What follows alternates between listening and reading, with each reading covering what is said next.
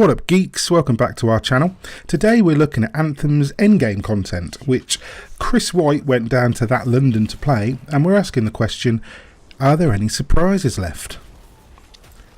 Now this is a tricky one, right, because BioWare knew they needed to really lock in those pre-orders, and to do that they needed to wow us. Now sadly, due to one thing or another, the VIP demo failed to do that. In fact, if anything, it split public opinion even further, creating two fairly clear camps populated by the haters, with a Z, and the defenders. I don't think I've ever seen a game straddle a divide like this pre-launch, ever. But this has left BioWare and EA with the daunting task of damage control. How to keep people invested despite your demo running like a PowerPoint. Well, you dazzle them. You razzle-dazzle them if possible. So BioWare have done the best they can here, showing us what seems like everything. But again, proving that they just can't catch a break, this too appears to have backfired on them. And mostly this is down to the confirmation that the endgame only consists of 3 strongholds, one of which we played in the demo, a daily legendary contract and free play. Now on the surface that's not a great deal, but here's something to consider. On the first endgame difficulty, which is Grandmaster 1, the contract can take up to 30-40 minutes, while a stronghold is likely to push 45 to 60 minutes. Add in some free play with its randomly occurring world events and you'll get upwards of say 2.5 hours a day of grinding loot. For most of us, that'll only entertain for maybe a week or so, so BioWare will need to come up with more and fast, but realistically, that's not bad for a launch lineup. It's not great, but it's not bad. Also, remember that BioWare have stated that at least the first few DLC drops will be free, so there's that. But what about the legendary contracts themselves? Well, these are multi-part missions that appear to be formed of random building blocks, so they'll contain different events, enemies, objectives and bosses each time. Now that's not 100% confirmed and is based on pooling data from a lot of content, because like I said, BioWare have shown a lot. But if that's the case, then it's pretty cool. Really, all BioWare need to do is lift the 1 per day rule and we've got some pretty grind-worthy stuff there. Also, these contracts are known to have a chance to reward masterwork drops, which at launch will be the highest available level of gear. When you reach the soft cap of 30, you'll continue to raise your gear score as in the Division and Destiny, and as you become stronger, you can attempt the higher difficulties of Grandmaster 2 and 3. It's a little bit disheartening to know that these high difficulties only increase enemy HP and DPS and don't affect the AI or the numbers, but it's something. Now, something that gives me a little more hope is this recent tweet from Mick F, a lead producer at BioWare, promising us several optional story arcs and additional content both before and after the endgame.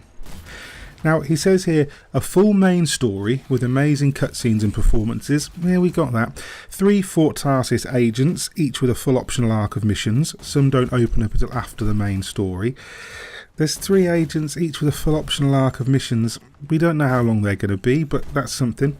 Free play full of world events and variants in a world we can change at a moment's notice.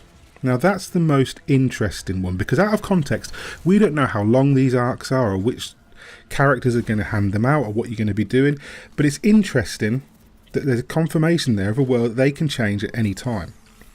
Now those who played the most recent demo, the public demo, may have been lucky enough to witness the Storm event that appeared and started churning out Ash Titans of various sizes. If we can expect randomised events like this, similar to say Destiny's public events, that could certainly bolster the Elder game. Now he also says there's Fort Tarsis full of characters to talk to and make decisions with, continuing after the main story is done, and 6 additional optional missions related to the critical path. The demo showed 3. Now that's a little bit worrying, because those missions in the demo, the 3 missions we played in the demo, they weren't particularly long. If they're 3 of 6, I would expect that whatever Michael Gamble is referring to there isn't particularly meaty. But he does say then, plus much more, there's a ton of content in Anthem, and that's all before the endgame. We've also had another couple of tweets from the loquacious Mr. Gamble showing the roadmaps for Anthem's endgame. Now we've seen a picture that shows Act 1 starting March 2019. This is Echoes of Reality. This shows 3 separate updates inside this particular act, which is Evolving World, Stronger Together and The Cataclysm. Now we don't know what any of that means yet, but I'm sure we're going to find out. It's going to be great stuff. And we've also seen a gameplay calendar which shows the ongoing narrative of Anthem, which is obviously Act 1, Echoes of Reality, and then it's also got greyed out images of Act 2 and Act 3. So we know we can expect at least 3 major content drops for Anthem, and we can expect that each one of those content drops will probably have 3 chapters like Echoes of Reality has. So at least there's that to look forward to, and of course it's all free, which is really good going forward. We've got the Shaper Storms, which we still know very little about. There's dungeons, there's this raid-like aspirational content, as they put it. But my immediate concern is that BioWare have lost the power to thrill us with Anthem. What if we've seen everything? You know, will there be a powerful enough story to shock and excite us? Are there more activities they're keeping under their belt? I don't know, but I hope so, because the only way to win back the wavering support of Johnny and Julie public is to give us something we've never seen before. What I will say is that while many of us have our reservations about EA and even BioWare, I'm trying to put that stuff aside for now, purely because at a very basic level, few games hold my attention pre-launch like Anthem is. The last time I was so intrigued by a game world was probably vanilla Destiny, and I've got the same feeling now. I want to see what BioWare can do. But that means suspending my fears and apprehensions and accepting that there's a possibility, no matter how slim, that we're wrong. That Anthem could be the game that redeems EA, the game where we're not gouged by microtransactions or left waiting desperately for more content. The odds may be against it, but in my opinion, there's still a chance worth holding on to.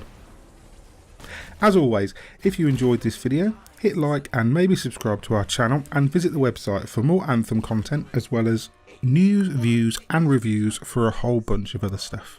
In the meantime, I've been Mick F of God is a Geek, and you guys have been lovely. Bye.